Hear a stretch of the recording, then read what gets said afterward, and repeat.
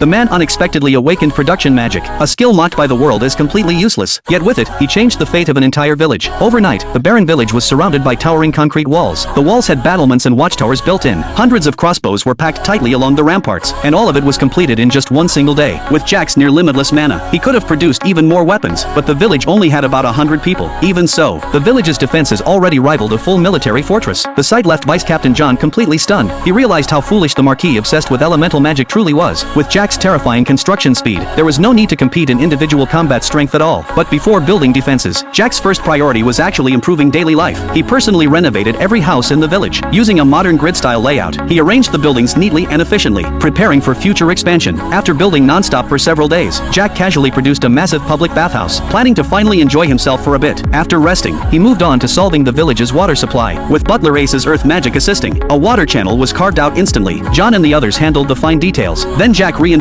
everything using production magic. In less than a day, a canal connecting directly to the lake was completed. When Jack gave the order to open the gate, clear lake water rushed into the channel before the villagers' eager eyes. The flow stretched onward, finally filling the moat beside the city walls. But Jack quickly realized the problem of rising water levels during the rainy season, so he created a large reservoir outside the village. The villagers were overjoyed. They used to travel far just to fetch water. Now they had both a moat and a reservoir nearby. Once survival was secured, Jack started thinking about making money. The batch of weapons he produced earlier was the perfect solution. Even though they were made from ordinary wood, they could easily cut through solid shields. Once sold, they would bring in a massive profit. But Jack didn't want the territory to rely on him forever. The villagers needed a way to support themselves. He began thinking of a method everyone could take part in. Right then, Guard Captain Anderson returned with a cart full of ore. It contained copper and iron, along with gold, silver, and even some mithril. Jack's eyes lit up instantly. He immediately used production magic and quickly produced a refined iron ingot. To compensate Kusala for the shield that was damaged earlier, Jack promised to forge him two swords, one short and one long. This was his first time using metal with production magic. Before long, a beautifully crafted blade took shape. Then he produced a stylish longsword as well. Kusala was deeply moved. Seeing this, other adventurers rushed forward asking Jack to make weapons for them too. He easily fulfilled every request. But Ace was staring at the mithril ore with a grim expression. He believed such rich mineral deposits shouldn't exist near the village. Otherwise, there was no way this land would have ended up under exiled Jack's control. The only explanation was that a new dungeon had appeared nearby, and every dungeon was a near-infinite treasure vault. If Jack's Marquis father found out, he would definitely send people to seize everything. Because of that, Jack decided to postpone exploration, planning to wait until the village was fully stabilized. That was why he was racing against time, turning this small village into a fortress rivaling a military stronghold. Whether bandits or monsters came, anyone who dared approach would be turned into a pincushion by crossbow bolts. But just then, a villager came rushing in with urgent news. A massive herd of armored wyverns was approaching the village. To the villagers, this was a village-ending catastrophe. Enough wyverns to flatten even a town. But in Jack's eyes, this was the perfect opportunity. He immediately ordered all gates sealed, because hundreds of loaded crossbows were already waiting for his command.